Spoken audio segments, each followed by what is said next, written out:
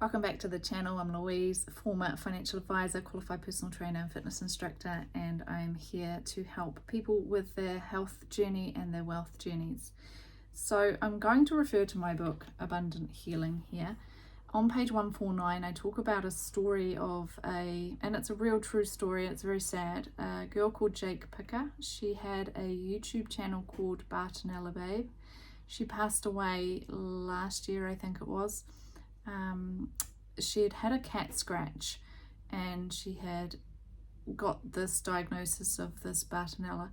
Now, she did a low sulfur diet, and one of her videos is called Why the Low Sulfur Diet Almost Killed Me. If you've watched any of my prior videos or learnt anything with the Healing with Water course, you'll know, and in my book here, how important sulfur is. And I just wanted to go on from her story to reiterate the sulfur pathway. So we need molybdenum. I'll spell it here. It is so important. When I went on to Elliot Overton's vitamin B1 thiamine protocol, I also had his Thiamine product, which has the magnesium, molybdenum, selenium, manganese in it. So that supports the sulfur pathway. Another comment I saw on her video, I'm just going to go back to the video of Jake's, was that it helped a sulfur pathway with vitamin B1, B2, B3, magnesium, potassium, copper, and zinc. And if you've seen my other videos, you'll see how important those are. So if we don't have that sulfur pathway for the detoxification process within the liver, are not going to get rid of these toxins, and they're going to stay and circulate within the bloodstream.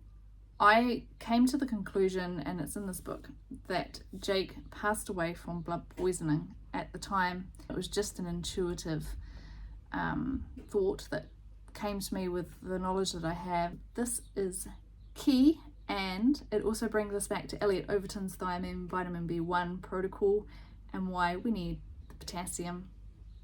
So here we go.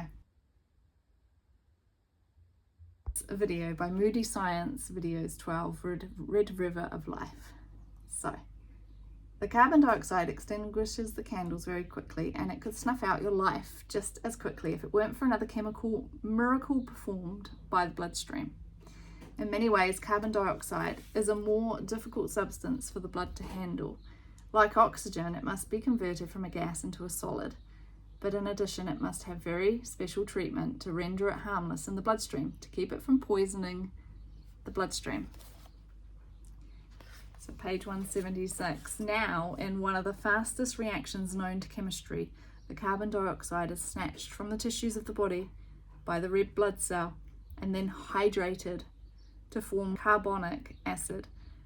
But neither the red blood cell nor the bloodstream can tolerate this acid, so it must be neutralized instantly. For this purpose, the blood has been storing up potassium, the fastest acting acid fighter on a chemist's shelf.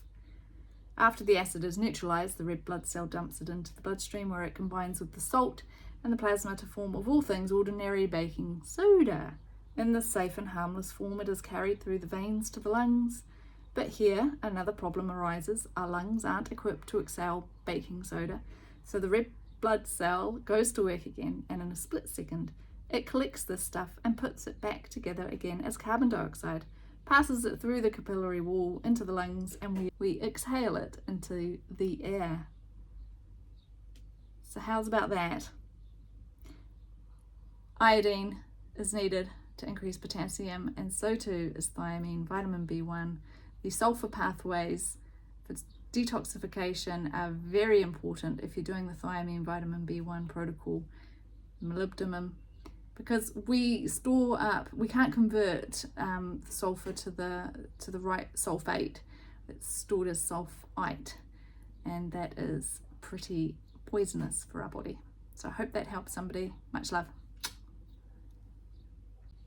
The video that has brought this to light, I will link in the comments below. At around about 12.5 minutes to about 15 minutes, they talk about the root cause of illness is this lactic acid buildup, this acidosis and acid. The potassium is it's here written in this book. I'm just going to read it.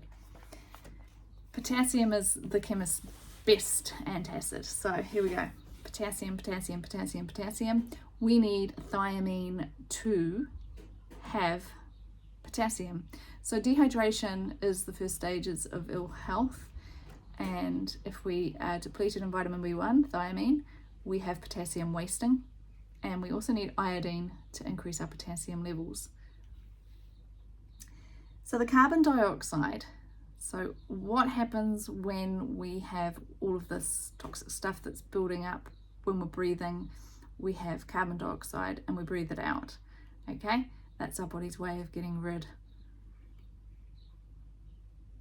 The carbon dioxide extinguishes the candles very quickly.